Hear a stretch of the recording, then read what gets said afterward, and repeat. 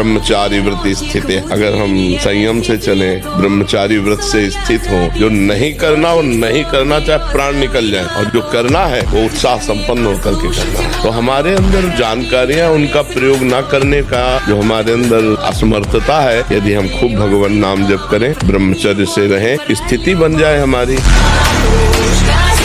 ब्रह्मचर्य बहुत बड़ी हमारी निधि है। ब्रह्मचर्य संपूर्ण विद्याओं को प्रकाशित कर देता है। ब्रह्मचर्य समस्त वैभवों का स्वामी बना देता है। ब्रह्मचर्य समस्त दुर्भाग्य को मिटाकर सौभाग्य प्रदान करता है। ब्रह्मचर्य संपूर्ण उन्नति का बीज है। आप पहले ऐसे व्यक्ति का संग छोड़ें जो हस्तमैथुन कराने के लिए उत्साहित करे, या जो गंदे आचरण में, चाहे वो स्त्री साधक हो या पुरुष साधक, दोनों सावधान। ये रोग एक में ही नहीं होता, ये रोग दोनों शरीरधारियों में होता है। कामोत्तेजना दोनों को आती है। गंदे संग के कारण दोनों साधक गंदी आचरण कर बैठते हो, दोनों इस रोग से पीड़ित होते। पुरुष तो इस रोग को प्रकट कर देता है, माताएं बहनें इस रोग को प्रकाशित नहीं कर पाती, लेकिन पीड़ित होती है इस रोग से। यदि सावधान उपासक न चले तो चाहे स्त्री शरीर हो चाहे पुरुष शरीर, उसको कष्ट होता है।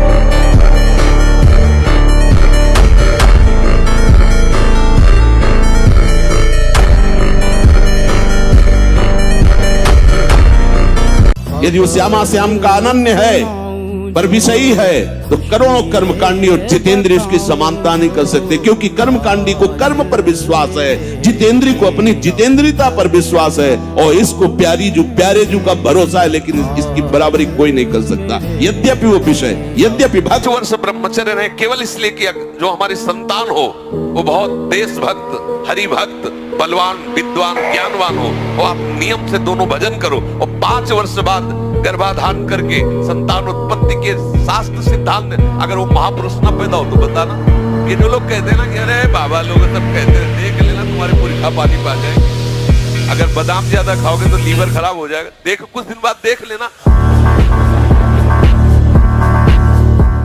गजब की बात है, कोई शौच में बैठा हो और ऐसे दृष्टि पहुंच जाए तो ऐसे नहीं होता, और तुम एकांत में वही देख रहे हो, मलमूत्र के द्वारा। और कौन सा देख रहे हो? देव मंदिर देख रहे हो क्या? क्या देख रहे हो तुम? सोच लघु शंका के ही स्थान तो है। कौन सी बहुत बड़ी बात है? उन्हीं से पैदा हुए हो, उसी द्वार से पैदा हुए हो, और उसी में देखकर विकार युक्त होकर फिर वही मरना चाहते हो, दुर्गति को प्राप्त होना चाहते हो। इसी बात से दुर्दशा हो गई। गंदे बच्चे, गंदा दृश्य, गंदा चिंतन, गंदी क्रियाएं नष्ट। कोई गर्व न करे महीना 2 महीना ब्रह्मचर्य रह के कि मैं काम विजयी हो गया। भगवान शंकर की समाधि भंग कर सकता है, तुम तो जीव हो, वो शिव हैं, वो शिव हैं, उनकी समाधि भंग कर सकता है, तो जीव हो।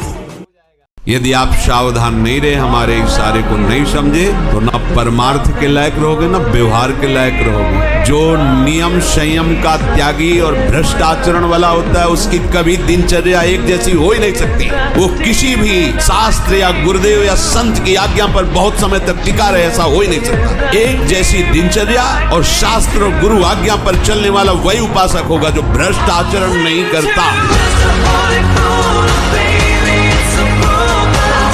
यदि छंतु ब्रह्मचर्यम चरंती, जिनकी इच्छा एकमात्र भगवत प्राप्ति की है, उनको क्या करना होगा? ब्रह्मचर्य का पालन करना। प्रत्येक इंद्रियों का निर्विषय हो जाना वास्तविक ब्रह्मचर्य है। हम तो प्रणाम करते हैं उन गृहस्थों को जो गृहस्थ होते हुए ब्रह्मचर्य का नियम वृंदावन में लिए हुए।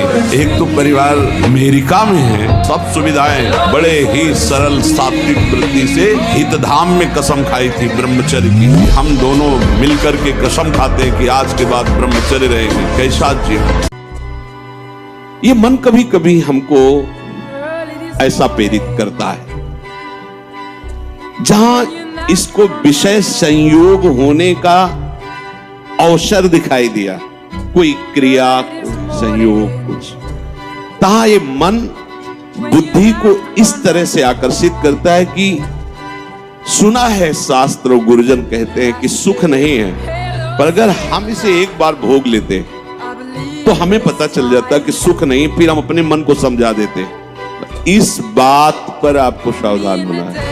ये नहीं कि ये हमारे हृदय में आती, इनके हृदय में आती, इनके आपके हृदय में नहीं, ये चराचर जगत की बात कह रहा हूं।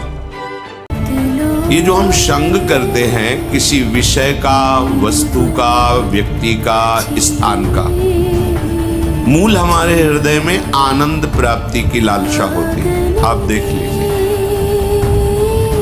अच्छे से अच्छा या बुरे से बुरा जो भी हमारे द्वारा कृत्य होता है, उसका मूल कारण होता है सुख भोगने की लालसा। मुझे आनंद आ जाए, क्या पीऊं, क्या खाऊं, क्या देखूं, क्या सूंघूं, क्या छूऊं, क्या भोगूं, जिससे मैं आनंदित रहूं। पर दिशा गलत हो गई, खोज आनंद की हो रही है, क्योंकि ये आनंद का ही अंश है, इसलिए ये आनंद की खोज कर रहा है। बाल्यावस्था का वीरपात बिल्कुल जीवन को नष्ट कर देता है। और यहाँ बच्चे खिलवाड़ में 2-2, 3-3 बार रोज, अब क्या होगा उनका? हड्डियों तक की सामर्थ्य नष्ट हो जाएगी, कुछ दिनों बाद देखना बंद हो जाएगा, ऐसे चौंधियाने लगोगे, खड़े होने में चक्कर आएगा, कमर दर्द करेगा, पैरों में टूटन बनी रहेगी, दिमाग में टेंशन बनी रहेगी, पढ़ोगे तो कुछ याद नहीं रहेगा, स्मृति नष्ट होने लगेगी, एक नास्तिकता छा जाएगी। सोचो, अभी 12 वर्ष का बच्चा है, अब उसने गंदे आचरण शुरू कर दिए, वीरनाश करना शुरू कर दिया। अब वो जब 22 वर्ष का होगा उसकी हालत खराब हो जाएगी। अच्छा, 25 वर्ष तक ब्रह्मचर्य रहा, फिर वो गृहस्थी में गया तो कुछ उसका गृहस्थी नहीं बिगाड़ पाएगी, क्योंकि परिपक्व हो गया ना, उसका जो सप्तम धातु परिपक्व हो चुकी, तो उत्तम संतान होगी और वो धैर्यवान होगा, उसका माइंड जो है काम करेगा कि हमें संयम से रहना है। अपने लोगों ने बहुत बड़ी गलती कर दी, इसलिए सावधान। ब्रह्मचर्य अत्यंत आवश्यक, जिसे आप खिलवाड़ समझ रहे हो, ये बहुत बड़ी हानि है। जिन लोगों को ऐसा लगता है कि ब्रह्मचर्य छीण करके हम घी दूध पी करके या स्वर्ण भस्म, मकर ध्वज और क्या क्या, भाई ये सब उसकी पूर्ति नहीं कर सकते, ध्यान रखना। मन, प्राण तथा ये ब्रह्मचर्य, ये तीनों एक ही है। जिसका ब्रह्मचर्य ठीक रहे, ये स्थूल प्राण होने लगते हैं। पहचान है ऐसे भैंसे की जैसे श्वास निकलती है, जब सोते तो बड़े भारी ऐसे घोटे शोरगुल होता है, स्थूल प्राणों का लक्षण है। जिसका ब्रह्मचर्य ठीक, उसके प्राण सूक्ष्म हो जाते हैं और मन शांत होने लगता है।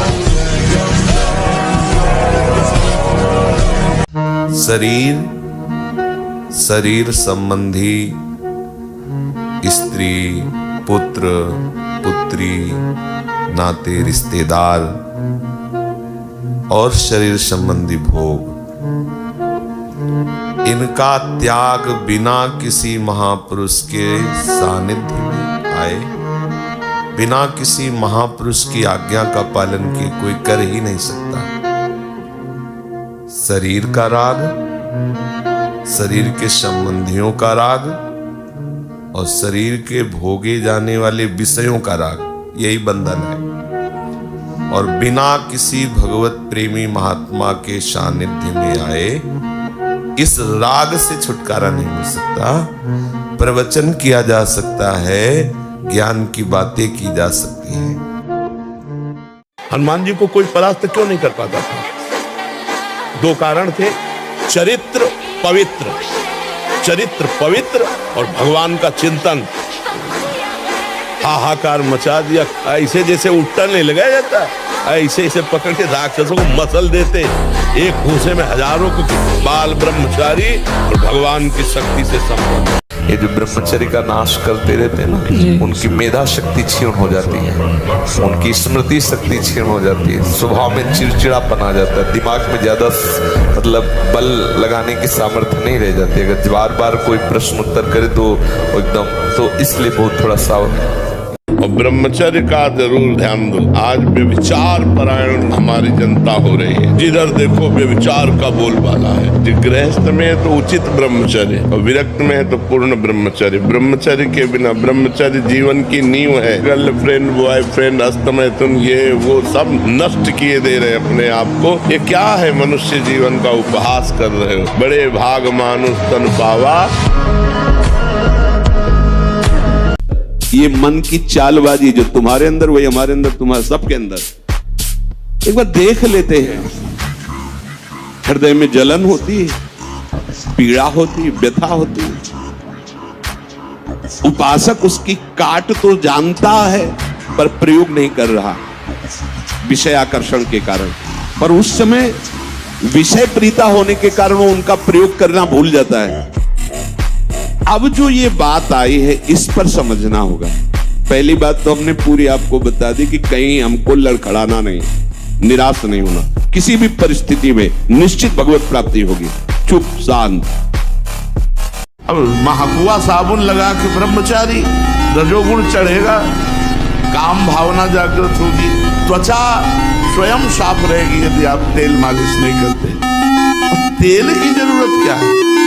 ब्रह्मचर्य तो तेल की जरूरत है। सर्दी अब शुरू नहीं हुई हो, गीजर से स्नान साधना हो। भीषण महामारी की तरह फैला हुआ रोग है अंग्रेजी में जिसे मास्टरबेशन। बालकों से लेकर के बड़े तक का ये संहार कर रहा है महामारी। इससे बढ़कर नाशकारी कोई रोग नहीं। आज शर्माया जाता है बातें अपने बच्चों से पूछने में। क्रियाएं कर रहे हो, तुम्हें शर्म नहीं आ रही? जब हमारा मन ये लालसा पैदा करता है तभी हम उसमें तदात्म हो जाते हैं, क्योंकि हम सुख के लोभी हैं। वो हमें सुख दिखाता है, बस ऐसे, बस उसी समय मन ऐसा प्रेरित करता है, ऐसा है। बोले अब शांत हो गया भजन, कई मिनट माला चलेगा, लेकिन अगला प्रोग्राम वो तय कर चुका है। सामने आपके जहां पेश किया, कांप जाओगे आप, ये क्या हो रहा है? हमने तो सोचा था केवल एक बार देख लेंगे, अब क्या हो रहा है? वो ऐसे दलदल में फंसा देता है कि अगर हरि का आश्रय नहीं है तो कभी नहीं निकल सकता, कभी नहीं निकल सकता। जहां लग रहा है कि यहां गिर सकते हैं, वहां संयोग ही न बैठने दें, दूरी बना के रखे। पक्का समझो, कभी ऐसा संयोग बन रहा हो, भाग पड़ो कमजोर बन के, बलवान बन के, वहां बैठना नहीं। बैठ गए तो गए, देर नहीं लगती है, बहुत बलवान है। और अगर कमजोर बन के भाग गए तो बच गए। इसमें भागना ही है, उससे लड़ नहीं सकता कोई। ये घी, रबड़ी, रसगुल्ला, दूध और ये बादाम, पिस्ता गृहस्थों के लिए बने, भगवत मार्ग के पथिकों के लिए नहीं। उनके लिए नाम रूपी बल और ब्रह्मचर्य का महान ताकत, एक अद्भुत बल, एक अद्भुत उत्साह, एक अद्भुत तेज बना रहता। बादाम में थोड़ी है, हलवा में थोड़ी है।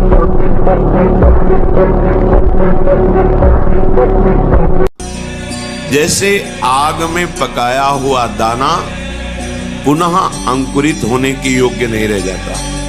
गेहूं, चना, कोई भी हो, भुन जाए, भुनने के बाद उसे आप खेत में डाल दीजिए, चाहे जितना खाद पानी लगाइए, अंकुरण नहीं होगा। ऐसे ही जिसको तत्व ज्ञान हो जाता है या भगवत प्रेम प्राप्त हो जाता है, तो उसके हृदय में कभी कोई वासना नहीं जगती। वो दिखाई देता है वैसे ही दाना, पर अंतर होगा। एक में अंकुरण होगा और उसमें अंकुरण नहीं होगा। बिल्कुल हृदय में कोई चिंतन का क्लेश नहीं, आत्मा आनंद से परिपूर्ण हृदय हो जाता है। ये व्यर्थ के बकवाद करने वाले लोगों से मत मिलो, व्यर्थ के बकवाद करने वाले लोगों की तरफ मत देखो, ये क्या कह रहे हैं, क्या बोल रहे हैं। और तुम भी व्यर्थ का बकवाद मत करो। अपने समय को कीमती मान करके निरंतर प्रिया प्रीतम का नाम जप करो, उनकी गुण लीला गाओ, उनकी सेवा में रहो। कभी प्रपंच की बातें, कभी प्रतिष्ठा का चिंतन, कभी नाना प्रकार के मान सम्मान का चिंतन, ये घुसने ना पावे हृदय में। बहुत सावधान रहना चाहिए साधक को। ऐसी बातें देखो मत, ऐसी बातें सुनो मत जिससे तुम्हारा हृदय उद्विग्न होकर प्रभु का चिंतन छोड़ दे। आप शरीर पवित्र रख के देखो, 1 महीना झूठा मुंह मत रखना, शरीर पवित्र रखो और ब्रह्मचर्य रह के देखो। 1 महीने में आपको ऐसा लगेगा आप देवता हैं।